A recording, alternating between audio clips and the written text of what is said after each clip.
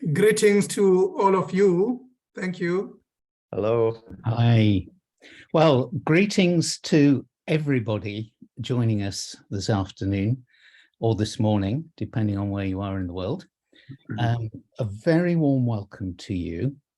And as we can't sort of shake each other's hands and meet each other personally, can I just tell you that 94 people have registered for this webinar. Not all of them will join us live, but our practice is that many who register view it online later on. And just looking at those who are with us or maybe joining us virtually later, they come from 38 different countries. The largest group is from the Ukraine, but also today we have reasonable groups from Romania, Portugal, and the United Kingdom. And just to go into the other half of the alphabet, we also have colleagues from Belarus and from Bangladesh with us. So welcome to you all. Also, in terms of your roles, we have some vice chancellors and rectors with us. We have some students with us. We have lecturers. We have some journalists with us. We have some people with us who are involved in the Magna Carta's Living Values project, and we have some of our ambassadors with us as well, and you are all welcome. So to the subject. Professor Pamela Gillies, CBE, holder of the Fellowship of the Royal Society of Edinburgh, has been Principal and Vice-Chancellor of Glasgow Caledonian University since 2006. She stands down from that position at the end of this year. The motto of Glasgow Caledonian University is "For the Common Good." And as such, that university is shaping society, influencing governments, and transforming people's lives around the world. Glasgow Caledonian University signed the Magna Carta Universitatum in 2009 and was one of the first to sign the new Magna Carta in April 2021. In 2013, it started work on its values project.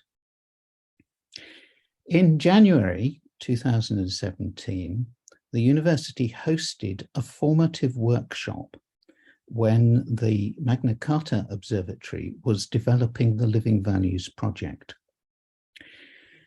In that workshop, the university's experience and methodology influenced greatly the development of our project. Around the same time, Magna Carta Observatory was giving thought to the development of a new Magna Carta. This was necessary to take account of the changes in society and higher education since the original was drafted in 1988. Dr. Patrick Dean, then president of McMaster University, Canada, was appointed into membership of the drafting group, and he became the leading drafter of Magna Carta 2020. He's since been appointed president of the governing council of the observatory. He's now principal and vice chancellor of Queen's University, Kingston, Ontario, and will be speaking to Pamela shortly. The aim of this workshop is to learn from Pamela's almost 17 years as principal and vice chancellor. In particular, to understand the way in which a focus on values has enabled the university to achieve its successes. Patrick and Pamela will do this through a conversation, after which your questions and comments will be put to Pamela and Patrick. It would be really helpful if you could put your questions or comments in the chat as soon as they occur to you. Now, Patrick, over to you. Well, thanks very much, David. Hello, everybody. Very good to have you with us for this conversation with Pamela, and a great pleasure for me to be with Pamela on a virtual platform again. We shared a platform some time ago, and very nice to be able to reflect with her on an extraordinary tenure at Glasgow Caledonian and the extraordinary work that has been accomplished there during that time.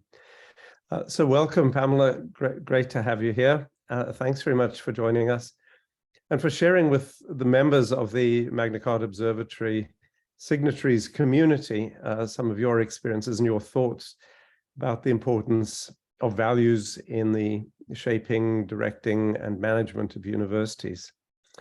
I was interested in perhaps just going back to the fundamental question by asking you to share why you felt it was important for Glasgow Caledonian University to sign Magna Carta Universitatum back in 2009.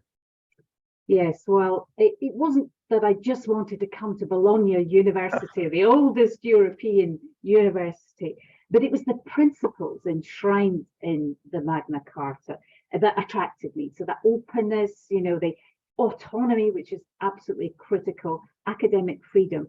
But the one that really just grabbed my attention was the commitment to civic responsibility, because the motto of the university was "for the common weal" on our seal, and we changed that to "for the common good" to be more regularly understood. So that civic responsibility principle resonated with the mission and purpose of the institution. And, you know, I know from experience that developing a strong sense of purpose and a sense of belonging in our universities is actually the key to having an impact as a whole institution.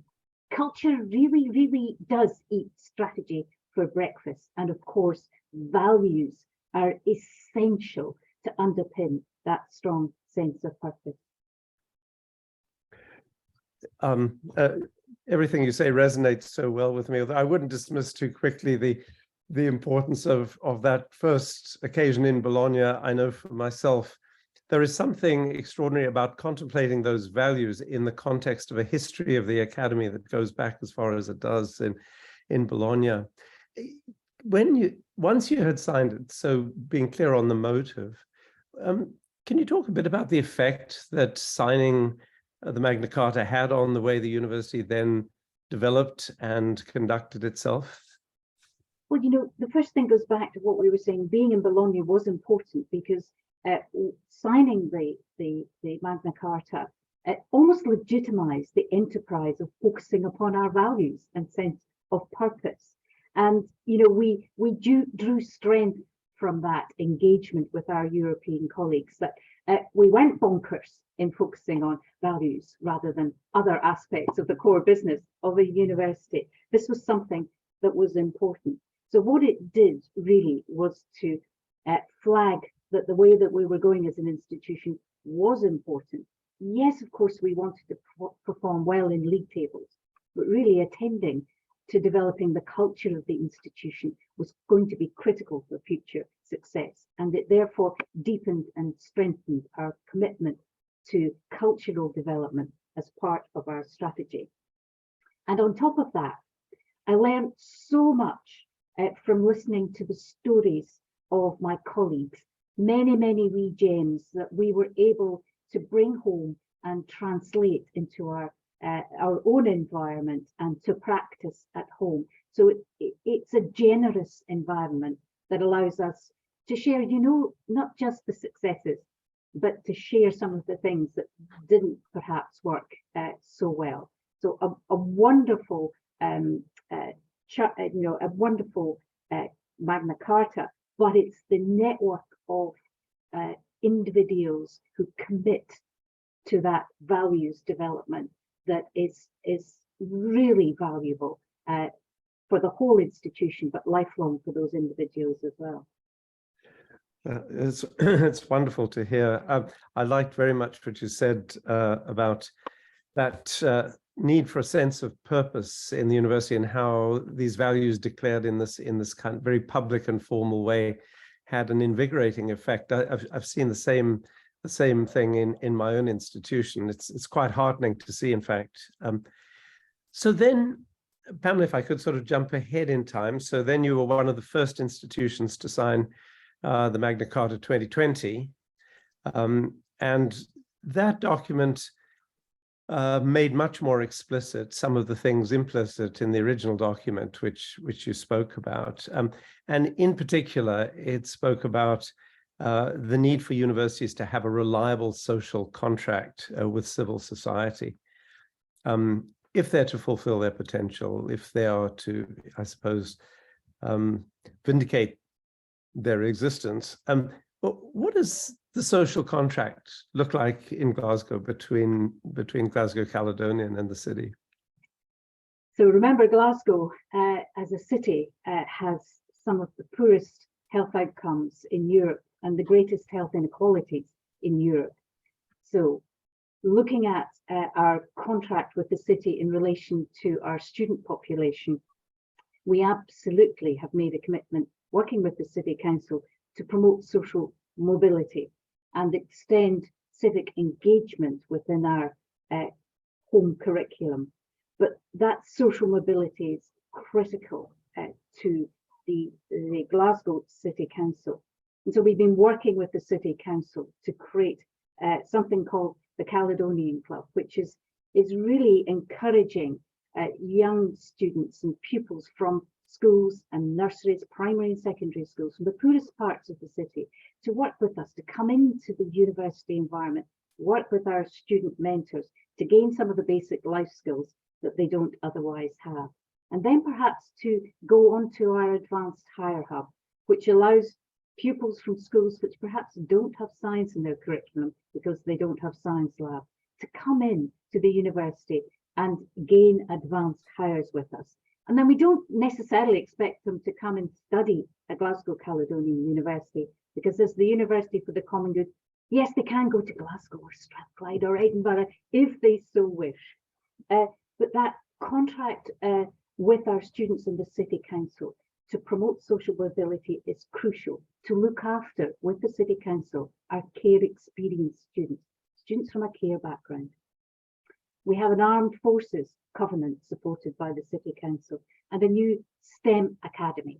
And of course, all of this is underpinned by a very strong partnership with our further education colleges. So the student focus is really important, but then so too is the commitment to working with the City Council to reduce inequalities. Education is part of that, but we are engaged in community development projects with the city in the poorest parts of the city through our applied research programs to see if we can actually create community development solutions to some of the most pressing problems that we have. Working with business is critical, as you can imagine. In the city of Glasgow, we have a high number of very small business propositions, not even medium or large business operations, small business operations that need upskilling in partnership with the university. Now, this might not be a very cost-effective thing for a university to do, but it's critical for an institution working in a city with a lot of small businesses. That upskilling is vital, and we have the largest number of graduate apprenticeships of any university in Scotland. We also have to be a role model for sustainability, working with the City Council to develop solutions to the climate crisis and be present, be seen to be present in all of the ceremonies and celebrations that the city has. That isn't perhaps as high profile of our research and educational activities and working with industry, but it's terribly important because it helps build the trust between the individuals in the institution and the individuals who are working at the front line to deliver the services of the city. And we are seen as an institution that will step up in times of crisis. So 5,000 of our student nurses stepped up to volunteer to go onto the front line during the COVID crisis. We set up a COVID testing centre in the university. These were natural things for us to do, as well as providing clinics and care for the local population. So that contract has very demonstrable, real things that we are doing with the city. Pam, can I ask about the ethical framework that has to underpin that relationship?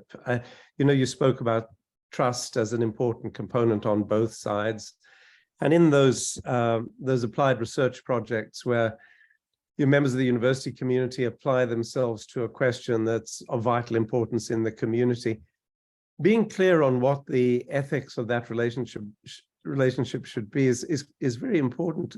Can you talk a bit about that? Was that something that required a special effort on your part? Well, we do have an ethics committee, and happily, Glasgow City Council has a shared sense of the ethics that should surround these practices, and have been working for many years in including local people who you are researching with as part of the overall applied research project. So you are not using the local population, if you like, as laboratory subjects. Our communities that we work with are absolutely part of designing the initiative that we engage with, leading it. They co-create it, so they co-design, co-create, and are engaged with us in delivering it and in measuring its impact. And we do, of course, have objective forms of measurement as well as informal processes of evaluation within the group itself. So the ethical framework is always something that's agreed by the participants, by the City Council, and by the university before we even get going. Yeah, and presumably that definitely applies to community-based teaching and learning that students might be engaged in, particularly. Yeah. Absolutely. Yeah. And last question on this. So students engaged in this community-related work, some of it will be volunteer work on the part of students, but would I be right in thinking some of it is so integrated into the curriculum, it also is credit bearing or credit earning for the students? Yes, I mean, a lot of their internship work is absolutely credit bearing and part of their curriculum. That is absolutely correct. Excellent. Any ways in which you think that contract with civil society could be made stronger or more reliable? There's always room for improvement, I'm sure. So any thoughts about that? Well, I always think that, we prioritize for future action the things that we measure. So for me, measurement is critical. And so that's process measures, but also importantly, outcome and impact measures. And I think that the contract can genuinely be improved if you are clear with all the partners in the contract about the need for measurement. And I've seen it time and again. If you don't measure something, you won't prioritize it for action in the future. And we really need to get local governments in a position where they're responding and acting to the research evidence as it emerges. I think to strengthen the contract, we need to speak the same language. And it's easiest to tell wee stories through digital storytelling, because you have the immediacy of the videos and the pictures and the story alongside. But I think that helps us. It challenges us to speak the same language so that we understand what we're doing together.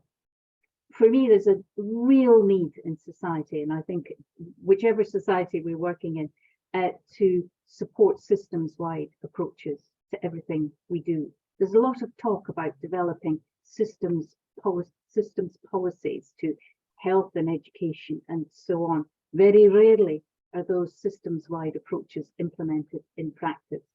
And even after COVID, we are retreating into our little boxes again, where we have health and education and social care, and they're trying to deliver in boxes.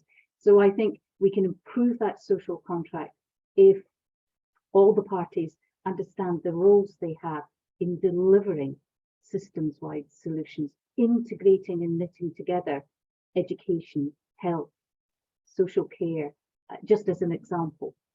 We have a tremendous opportunity now at this point in history to do that. And I think universities need to be at the heart of it and help our partners in our cities and regions to understand how best to go about that. Excellent. You may have sort of answered this next question I have for you, which is, well, I'll put it this way. Everything you've done with regard to that social contract and to the contribution of Glasgow Caledonian to your community has really helped you give substance to that, to the motto of the university for the common good. What are the elements that have enabled you to achieve this so successfully? So, I mean, I'm sure everyone on the call is interested in, I mean, obviously this is extremely, admirable work the university has done.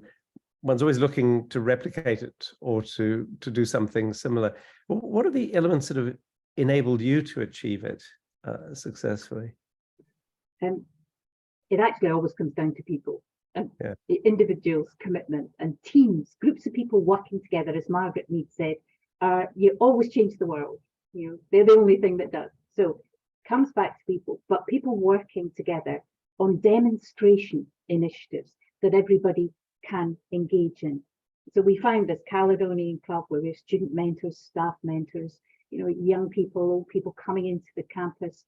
Everybody could engage in that. That's a very obvious and clear and positive way to make a difference and to gain commitment. We created the Grameen Caledonian College of Nursing in Dhaka in Bangladesh, and we created it as a social business. And everyone from across the university, from students to professionals working in health, but non-professionals working in health, could volunteer to go and help make this initiative a success. People working in our business schools on principles for responsible management education. They all felt they could be part of this university-wide demonstration initiative. So that's one way. Research, of course, and being ambitious and influencing government policy locally and internationally, but being brave. So, we have a new program which is so ambitious to eradicate HIV and hepatitis C in the nation, in Scotland. It's been endorsed by the Scottish Government. We're working with Public Health Scotland and non-government organisations. The City Council is there at the heart of it. But my wonderful researchers at Glasgow Caledonian University are leading this ambitious initiative. So be ambitious in your projects. It's hard to knit all these different groups together, but if you have an ambitious goal that you can deliver, then that's a wonderful story to tell. I've no doubt that working with our Nobel Prize winning Chancellor Emeritus Muhammad Yunus and his drive to deliver social business brought the whole institution together, boosted the confidence, that we had such an eminent person working with us. That's tremendously important. I think being obviously committed to regeneration, we are an anchor institution, but reminding our colleagues just what we deliver economically to the city is important. So again, comes back to measuring. Measure your contribution. There's lots of soft measures of engagement, but if you measure your economic contribution, you really do grab attention. So for us, we deliver £1.4 billion to the local and national economy every year, and 14,000 jobs. Easy to remember. People think, goodness, I didn't know the university, a modern university, could do all that. Do practical things on your campus to bring the public in. I mean, Sir Alex Ferguson Library, it's open to the public on the lower ground. that's going to be so important during the cold winter that's coming. We have clinical centres on campus that the general public come into to use in stroke and vision sciences. And you have to be also seen on the streets reaching out with pro bono law clinics, pro bono cyber security clinics, helping local NGOs with their food bank requirements and so on, just to be actually visible out there on the streets. It's a bit of a tall order, I know. But wonderful and inspiring. Can I take you back to the origins of this, when you spoke about the whole institution embracing values in a, you know, a determined and celebratory and extravagant way? How and why did that values project get started? And then how did that translate? I mean, we know eventually it leads to the signing of MCU 2020 and so on, but how did that values project of yours get started in 2013? Well, you know, we all shared this common sense of purpose, but I was, and my executive team became increasingly worried by levels of staff engagement at that time. And that's the trigger, that's the signal that although there's a lot of rhetoric around the common good and values, and we're doing all these demonstration initiatives, there's something not quite right. The values weren't being lived locally within the organization. So that really was the trigger. And we were about to, at that point, develop a new strategy. And it seemed the perfect timing to be bold and re-examine staff engagement thoroughly and really commit to our values as the way to develop the institution. So that disconnect between, you know, staff, their general allegiance to the university, but living their values on the ground through that staff engagement was the key. And it's that lack of connection. You know, we have to connect what we do, why we do it, and how we do it. And that was the first indication to us that we weren't doing as well as we thought we were.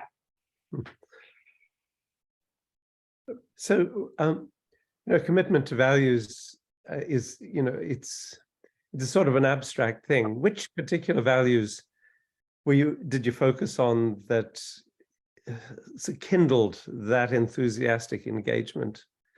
Oh, you know, I could have, you know, I could have gone, Patrick, into a wee dark room and come up with at least half a dozen, but we didn't do it that way, because that's not the way you get true engagement and commitment. So, you know, we took a bottom-up approach, and if we hadn't had the fantastic champion of values and good behaviour in the institution that we had in Caroline Parker, I don't think we would have made the progress that we have made. So we had a bottom-up approach through consultation with staff and students, whole university community working together. And Caroline used appreciative inquiry, building on the positives.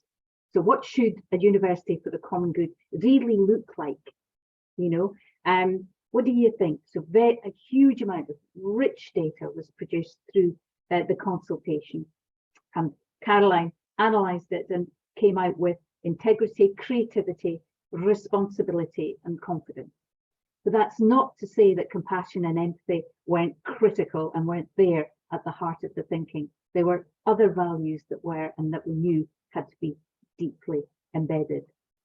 So it was that appreciative inquiry that allowed the values to be created. And then, oh my goodness, then you've got to think, well, you know, how do you identify mechanisms to actually engage and build communications and ensure that the values and behaviours come together in the operation of the university? So the consultation is critical, but challenging people, as Caroline did, to relate values to behaviours and to use case studies and practical examples of where it wasn't working. That's brave. It's, you know, that's not an easy thing to do. And my goodness, she started with us in the executive. Come on, fetch up. Where isn't it working? That's actually important too, when you can hold your hand up and say, oh my goodness, here's where things didn't go well. So individual behaviours it was important to identify where the good behaviours were and fitted with values, where the bad behaviours weren't, were actually and didn't fit, and to be open and honest. And she created a fantastic behaviours framework, but she's the person really to talk about that. But all of this work took 3 years. This didn't happen overnight. Changing culture is something you've got to be committed to for the medium to long term. There's no short-term gains. And Caroline was fantastic at bringing the Students' Association really into the heart of this. And that early work was absolutely critical for us being able to bring the student president and the vice president onto our executive board at the beginning of the COVID pandemic. So for 6 months, our student president and vice president sat with my executive team, and we're a small team, eight people. 10 of us sat together every day the first 6 months of the COVID pandemic to make decisions together about how to move forward in the face of what was then, remember, really frightening. We didn't know how many people were going to die. We didn't know how the university could be organised. We didn't know how we would support our students. We got online, like every university, really quickly. What else mattered as the pandemic progressed? But without this commitment to values, would we have felt confident enough in our partnerships with our Students' Association to take that leap and bring them into the senior decision-making team of the university? So I think that was critical. But it's an ongoing process. You need to keep revisiting and refreshing the values and ensuring that they meet, I think, the behavioural challenges that we have. And we're not perfect. Nobody's perfect, No. but a long way to go. Caroline created a fabulous way of celebrating our successes in the area. We called it points of pride, but extremely important that we publish our behaviour statements, what we actually think, is important, and encourage people to call out the bad behaviour, which can be quite tricky. I was going to ask what, besides human nature, provided a challenge or an obstacle in this. This is something Caroline might want to jump in on. Any thoughts about that? You're quite right. I mean, changing culture is a long-term, open-ended process, and human nature is what it is. But this sounds wonderfully successful, but there must have been some setbacks. Caroline, do you want to talk about the setbacks? Yes. Oh, I'd love to talk about setbacks. No, of course not. It was entirely positive. Clearly not. Setbacks are things, I think, I mean, universities, we have a lot of cynical people. So overcoming, particularly in our academic colleagues, the cynicism that, oh, here we go again, this is just something which is a tick box exercise. Trying to connect to their own lived experience and say, this is how this might be useful to you. This is how this might improve the culture that you are living in, and that you're working in with your students and with other colleagues. That was very useful. I think another big challenge is, I had the label, I'm the values project lead, but values belong to everybody. And again, it's human nature again to go, well, that's your job. I don't have to worry about values. I don't have to worry about behaviours. Caroline can deal with that. So one of the big challenges is trying to get it owned by everybody. The ground up, you developed this is a very strong thing. Yeah. You can't put that all in some department's pocket. Human resources did this, therefore it's their problem. If you do ground up, you can go back to people and say, these are your values, your behaviours. So how are we together, pretty much as the principal said, about going out into communities and working with the community to develop things, going out into the university community and saying, how are we going to make this work? Because again, as the principal said, we're not perfect. And the important thing about values and behaviors is that they are aspirational. So we believe this is how we should live. How are we going to make that happen now? We have that vision. How are we going to get there? And we set up something called the Values Forum, which had representatives from across the university, with the idea that you could bring problems that might need a values-based solution to that team, and they could look at behaviours and discuss and come up with solutions. So that was very useful. So there are lots of ways you can bring people in, but I think those are probably the two biggest challenges. That's really helpful. And I do like that point that, in a sense, the rules of engagement internally are the very ones that have to govern your interactions with the community in which you're embedded. It makes a lot of sense. So it would seem from what you said that students have responded very well to this focus on values. So would that be true? I think absolutely. We talked about the student engagement in times of crisis, but they've been really committed to developing our latest campaign, which is Uncommon People for the Common Good. And they rushed forward to share their stories about not just their educational experience, but how they're engaging with the society they live in to make it a better place. And it's the most wonderful, uplifting campaign I've ever had the privilege to work with and with our students. Wouldn't you agree, Caroline? It's completely wonderful. And what we wish to do now, and Caroline, I'm just telling you now, Caroline, I'm sorry for the first time, we want to develop this campaign, Uncommon People for the Common Good, to extend it to our staff, you know, who are just itching to get engaged with this. And this is back to the storytelling, telling the stories about how you make change happen. And usually you only make change happen when you do it in partnership with others. As I said earlier, this isn't an individual hubristic exercise. We'll only make progress if we all do work together on this and together in teams. So I think the students have responded really well. What I was particularly interested in, and Caroline, you understand this bit better than I do, is that the students themselves took Caroline's frameworks to help them reorganize their own association and how they operated within their own association. Do you want to talk a wee bit about that, Caroline? Yeah, I think they have a different set of values on one level because it's a different organization. And I think the values can operate on many levels, and you need to make sure that it is relevant. So what they did was they took the essence of our values and they looked at it within the context of a student-facing organization. Obviously a university is student-facing, but it's a different nature. It's an association, it's not a union, so it's a slightly different beast to many other student associations, and they have a different remit. So they did the same thing though. They used the same principles, ground up. Let's see what it is that people feel that our union should be. And then let's see where the marriage is between what we have here and what we are as an entire university. And then they came up with their own values. You can see the links between them. The labels are slightly different, but the meaning is very much the same. Our students and our staff are very much on the same page with this. So Caroline's produced a process that works, colleagues, in different contexts and for different types of groups and organizations. And that's exciting.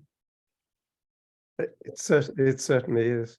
I mean, I have to say, it's so inspiring to hear what you say about the students, because that very tangible hunger on the part of students to be useful, effective, and to make a difference, it's very inspiring to us all, you know, and invigorating to the whole university, I'm sure.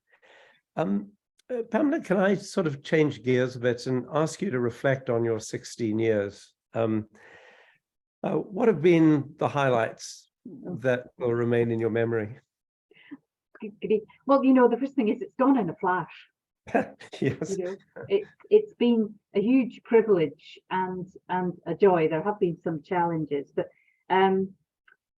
gosh, graduations for me are always a wonderful celebration of our students' success. And I'm really proud of the way over the years our staff have improved social mobility for our students, but dramatically improved student outcomes in terms of completion of degrees and in terms of graduate opportunities that have been taken up. It's just been extraordinary how the focus of the institution has been on student outcomes. So important to have widening access, but it's got to be matched with great outcomes for students. I'm terribly proud of our research work in the institution.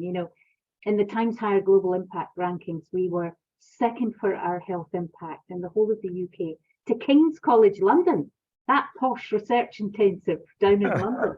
Oh my goodness, how exciting is the research success of the institution, because it's focused on having a real life impact for people and societies and communities, and being fourth in the world now for gender equality. When I came to the institution, and Caroline knows this, gosh, there were hardly any female leaders up and down the institution.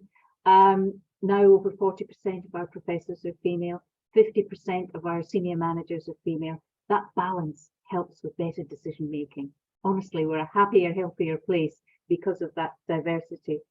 We've got a bit of way to go with diversity in other arenas, and we'll hold our hands up to issues like racism and looking at other aspects of inclusion. So there's still a lot of work to do there.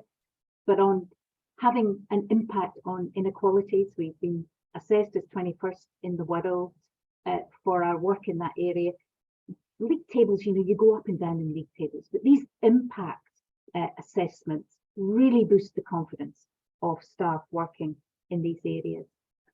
I've been very proud of the way staff have committed to, and students, internationalising the university, reaching out to the world, broadening their imagination and helping diversify the culture on campus. And we created a campus in London, and lots of our students and staff up here thought that was being international, but that was a huge success. We've moved on, working in partnership in Africa to create the African Leadership College, creating ethical leaders for Africa as another example. It does allow you to share learning and learn from others in new ways. So that internationalization has been, I'm hugely proud of what everybody's achieved, because inevitably that's helped us achieve financial sustainability for the institution and a cushion that will help us as we go into this global recession.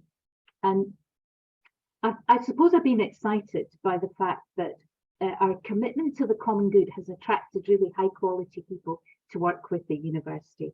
Our Nobel laureate Mohammed Yunus, Annie Lennox as a Chancellor, Mary Robinson naming our Centre for Climate Justice, Kerry Kennedy on human rights, Sir Alex Ferguson supporting students from the poorest of backgrounds and naming our library. They brought up pixie dust to the institution that gives everybody good cheer, and I think that's important. So they're highlights that everybody has contributed to and everybody can share in. There's so many, but I think I should stop there, to be honest. That's wonderful. What about the world changing around the university over 16 years? To be a vice chancellor now is different from what it meant back then. There are the internal issues in which you've obviously been incredibly successful, but that always in dialogue with the circumstances of higher education more broadly. Any reflections on the changing nature or perception of the role of the university over that time? I think our commitment to civic engagement is demanded now and demanded by governments. We were always, as an institution, certainly committed to that. But I think all universities are now being asked to interrogate their purpose and to go beyond the core purpose of education, research and knowledge transfer to identify, at least in their narrative, how the whole institution does contribute. I think that is a challenge for some, and the narrative has to be constantly refreshed. I think a big change has been the way in which also research excellence has been captured and funded. So I am a great supporter of the Times Higher Global Impact Rankings. So I think that changes the landscape of how you assess the value of a university and the contribution that a university can make. But I am worried, looking to the future, that research excellence in our nation, especially, but this would apply across the board, is being underfunded. And the break away from Europe, I'm not trying to be political here, but breaking away from European-wide funding resources and partnership working for research is, I think, us going in a backward direction. I think we have to have more partnerships and deeper partnerships to develop research excellence. You just have to look at the response to COVID. The wonderful lab in Oxford worked in Kenya with a Kenyan lab, worked in India with Indian partners to come up so fast with the AstraZeneca vaccine. You can't develop and solve develop these kinds of vaccines or solve global problems unless we work in partnership. So I think we understand that we need to move in that direction. We need to seriously think how we're going to fund that though going forward. It's very precarious situation. And I think it should go hand in hand with internationalization. I think, as I say, 16 years ago, there were only a handful of universities reaching out to the world. Nottingham University was one of the first to engage with China, for example, in a very committed way. Liverpool quickly followed behind. Both these universities led by extraordinary entrepreneurial vice chancellors, Sir Colin Campbell and Drummond Owen, who used to compete with each other. I'm a collaborator rather than a competitor, but you know, that's got, if we lose that entrepreneurial flair during the coming recession and go back into a protective mode where innovation is seen to be something, that's too much of a risk to engage in, I think that would be unfortunate. So in my period of office, I've seen a flourishing of flair and innovation, which I think is in peril as we go into this difficult financial situation. And the biggest change that I've seen, because I came from a research intensive university, is an understanding of the importance of sense of purpose, values, and sense of belonging. So I think one of the reasons that we have been so successful has been our commitment to distributed leadership in the organization, rather than the old-fashioned top-down, which still prevails in some research-intensive universities around the world. But I think, you know, that those probably are the key things I've seen during my period, although there aren't any more. I mean, those all come together to make this. It's a very inspiring moment. I've been very consoled by the fact that as COVID has waned, we've not seen a retraction, sort of a movement away from that outward-looking, collaborative, internationally oriented view that was developing. So very inspiring, those changes, and one should hope they're not reversible. Indeed. So Pamela, you don't seem to me like the kind of person who worries much about roads not gone down. You seem very much committed to the road you've taken. Anything you would have done differently, though, with the benefit of hindsight? This is always a tough one, isn't it? I'm the kind of person who likes to solve problems and always looks forward, looks to the future. And you can never communicate enough. So, you know, on reflection, I think I could have done better and done more in terms of communication and in encouraging that within my university. But Caroline will understand this one. New York establishing a partnership college in the city of New York to be the first international university in the world to gain our charter to deliver our degrees and to be accredited for delivering our master's degrees, which were research-led. The first institution in the world to achieve that was really quite remarkable. And we decided to do that as a university, and the university court took that decision on the basis of the success we had in London, which we went into as a single institution. Now, we have established a new college for the common good in the city of New York, but it's an asset, but it's an opportunity that needs to grow to scale to be sustainable. And I do not for a second regret following the court's decision to seek to implement this new college in the city of New York. But I might have done it differently.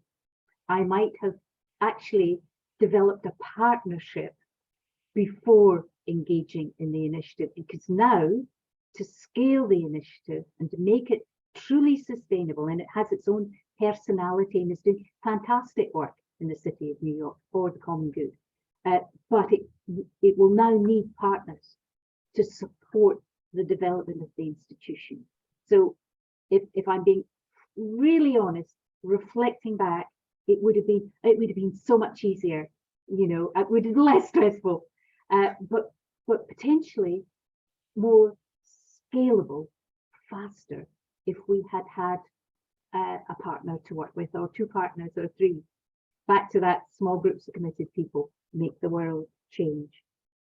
And as I say, there are probably hundreds of things that I could have done differently. I'm not going to obsess about them. I'm looking forward always new adventures, new developments, new innovation. That's wonderful. So what advice would you share with rectors of MCU signatory institutions who are wanting to strengthen their approach to values? So, I mean, you've done extraordinary work, you and your team at Glasgow Caledonian. What would be your advice to other institutions and other leaders? Advice is a really tricky thing, to give. I remember Phillida Law as an actress, the mother of Emma Thompson, the actress, and at one of our student graduations, she said, I never give people advice. The only advice I've ever taken myself is never put your tomatoes in the fridge. But what I could share is that create wee stories about how the values have been put into practice in your university, at all kinds of levels, small examples to big whole institution examples. So those wee stories are very powerful narratives that drive change, actually drive commitment. Certainly, as Caroline led us in this, celebrate the successes. Importantly, embed any reward for good practice in your standard policy, even in your promotion criteria for individuals, and look to thinking about how you might create team rewards. Not an easy thing, but team rewards. We've created some whole institution rewards. They have been financial, but there are other rewards that you can develop that can be very impactful. But I think for me, I'm a public health epidemiologist. So the bottom line is always this thing about measure the success and share the results, good and bad. So you can reflect on things that have worked well, things that haven't worked well, and that will help you move forward. And as I said, if you measure something, you prioritize action on it going forward. So I think it's really critical, and you can measure using qualitative, the stories, the wee narratives, as well as quantitative, and the melding makes it all the more powerful of these two domains. Oh, thanks so much, Pamela. I've got my eye on the clock, and I think we want to allow some time for some questions. I do want to, before I hand over to David to moderate the questions, just to say many thanks to you for not only your extraordinary work in your own university, but in the sector at large, and also for the Magna Carta Observatory and for our Living Values Project and everything that you've contributed there. Your support has been invaluable. So thanks very much. And I'll just say it now. Congratulations, Pamela. An amazing achievement over those nearly 17 years. David, over to you. Well, thank you very much indeed, Patrick. And thank you, Pamela, for an absolute masterclass. When the ambassadors of the Magna Carta met in Stockholm earlier on this year, one of the things we wanted to do was to create some resources to help universities wanting to join the Living Values Project. And I think one of the first resources going into that bundle will be the recording of this webinar, because you have shared so much. You've given us an absolute masterclass. And not only that, you've involved Caroline. And let me credit Caroline, who's a member of the central team for the Observatory's Living Values Project, and involved her, which is very nice. And can I come first to Caroline, and please come back on the screen. Is there anything that you would like to add that you think would be helpful to either people using the Living Values Project or who may want to use it, perhaps amplifying some of the things which Pamela has shared? That's quite a tough order. I think Pamela's given us a lot of the background. I would probably say, though, look, don't worry if you don't see a mirror image of your own situation in any of the Living Values examples, because if you use the principles of the approaches rather than the doing it exactly way. And I mean, for my part, I would say ground up.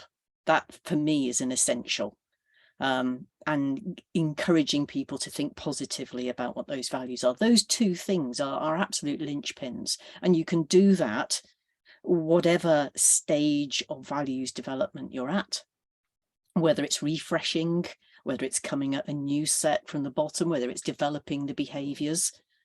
As long as you have those things in place, you can adjust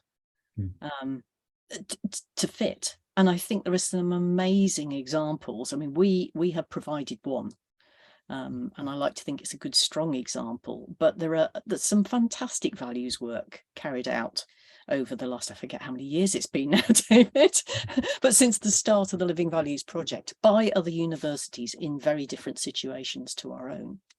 So I'd say don't get caught up on looking for an out-of-the-box solution. Think about what works for you would be one of my big pointers, and use what's out there. I think for me, I found this to be an area in which it's very easy to be open. This isn't something which is going to have a direct, well, it does have a direct impact on the bottom line, but it's not something you have to be precious about. This is something we can share openly, that we can talk about, that we can innovate together. This is us coming together as a community to create new knowledge. This is a big action research project, and we're learning all the time. I could talk about this for ages, David, you know. I know you can, but you've made a brilliant contribution this afternoon. So thank you. I'd like to pick up a question from Dimitri Kopakis, who asks Pamela, how do you integrate innovation in your contract with the city? What is the link to the local business community? You've said a little bit about this, but are you able to be a little more specific to help Dimitri? Yes, Dimitri, I'll give you one example. We have a community, what we call a community lab in one of the poorest parts of the city. It's an area called Milton, really depressed, and depressing to be in. And that community lab contains researchers from different parts of the university. So social enterprise researchers, and social business researchers, right through to health researchers, economists, business development workers, you know, allied health researchers in a variety of domains, all working in the real life laboratory with local champions to solve the very local problems that exist in this Milton, in this part of the city, quite a really depressing part of the city of Glasgow, and working with local businesses to think about how business services can be delivered and can be regenerated in a population that's very, very large, but has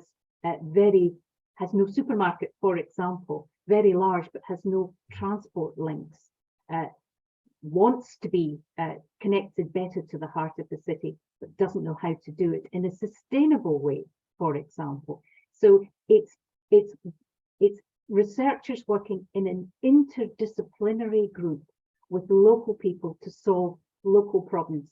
This is not anything new. We were doing this in community development in the 60s and 70s, but somehow we lost our way. And this is all with the support of the City Council. And the research, it's a real life laboratory. The research in terms of social work and social care is really contributing to new ways of thinking about how you can integrate systems thinking and integrate the range of organizations, public services, non-government organizations delivering to that community. And that social innovation lies at the heart of it. And sometimes it's just wee tweaks on old approaches, translating things we've forgotten about in the 70s into the modern domain. There's nothing new under the sun when it comes to innovation. Everybody always thinks that they've created the best new idea. Hardly ever true, apart from when it's a COVID vaccine, of course. Thank you for that. If you haven't got the chat opened on the right-hand side of your screen, it's worth looking at it, because while there aren't, that I can see at the moment, any more questions in there, colleagues taking part this afternoon have made some suggestions down there, and this webinar will be available on our YouTube channel, and as I said earlier, be added to our resources for other universities thinking about the Living Values project. Well, Pamela, thank you so much. I'd like to issue an invitation to anybody on the call who feels that their living values stories would be helpful to others, because this afternoon I think we've learned a huge amount from how Pamela, Caroline, Glasgow Caledonian have put this project into practice. And as I mentioned at the start, we have colleagues from 38 different countries interested in this webinar. And I'm sure in those different cultures, there will be different stories that will be valuable as well. Looking ahead, we will shortly be announcing where the 2023 anniversary of the Magna Carta will take place.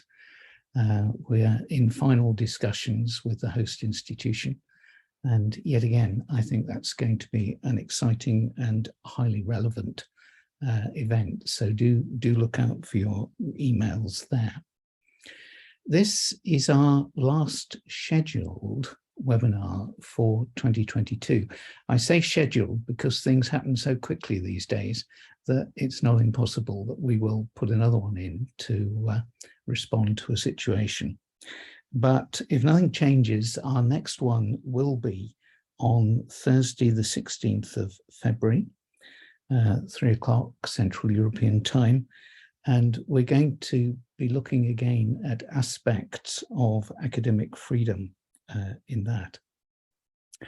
Also coming out within the next 10 days will be an email to all signatories inviting them to take part in our research project. This is new. The theme is the responsible and responsive university.